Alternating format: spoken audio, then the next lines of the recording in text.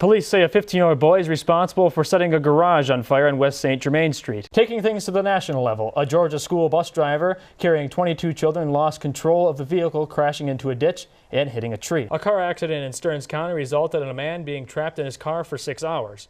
63-year-old Joseph Spanier of Paynesville was traveling southbound on County Road 2. In statewide news, one of the most dreaded times of the year for some is almost to a close. The Minnesota Department of Revenue is reminding Minnesotans to file their taxes by the April 18th due date.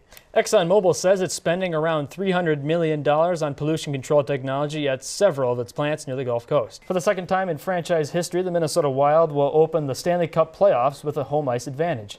This is the highest playoff seed that the Wild have ever held. We have some breaking news. Former Major League pitcher and two-time Cy Young winner Roy Halladay has passed away today in a plane crash in the Gulf of Mexico. All kinds of things. I have to ask you, how far did you have Minnesota going in the NCAA tournament? Probably a little bit too far. A Philadelphia woman is being charged with the murder of her 80-year-old grandfather. Authorities say 21-year-old Patricia Dyerson stabbed Robert Gerard with a knife 41 times on Wednesday night. IKEA is recalling over 17 million dressers after multiple reports of child deaths. The recall includes 3-drawer, 4-drawer, and 5-drawer models. We begin tonight with some breaking news. A crash near the World Trade Center today has left 6 people dead. Crash witnesses describe seeing a white pickup truck running into cyclists, then slamming into a school bus. Our top story begins out of Washington. The Senate has voted to go nuclear and eliminate the filibuster for President Donald Trump's Supreme Court nomination and other future selections. The Minnesota Department of Transportation is asking people to stay safe on the roads this weekend as Thanksgiving brings in a large amount of travelers. Well, of course, today is St. Patrick's Day, and many people celebrate the Irish holiday by wearing green and visiting their favorite Irish pub. 2 students are facing felony drug charges after a drug bust at the University of North Dakota last week. Police say they found 60 pounds of marijuana. Rain turned to snow and roads turned to ice on Monday, causing over 400 car crashes and 1 fatality. From the pumpkin pie to the stuffing, Thanksgiving brings lots of delicious perks. However, the journey to get to your Thanksgiving destination isn't always as easy as one would think. Reporter Brianna Saunders has that story. Back in Minnesota, an Anoka County grand jury has issued a first-degree murder charge in the fatal death of a 95-year-old man. Well, for many of us, allergy season can mean misery with a capital M.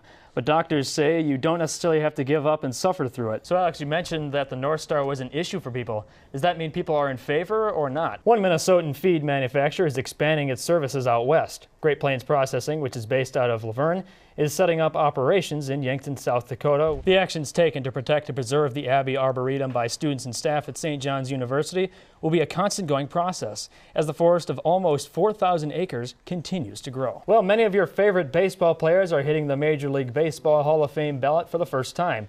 Chipper Jones, Omar Vizquel, and former Minnesota Twins players Johan Santana and Jim Thome are among the 19 first-timers. Big news on the West Coast with LeVar Ball pulling his middle son LeAngelo out of UCLA. CBS caught up with the father to hear why his decision was made. Authorities are reporting that a 23-year-old woman of Grand Rapids has been charged with second-degree murder and is facing 30 years in prison. For sure, this past weekend it was warm out, and then all of a sudden, yesterday, just like that, it was winter. Very quick change. But in studio now is Brandon Weathers with the weather. And Brandon, spring is in the air, but April showers aren't the only thing raining on people's parades.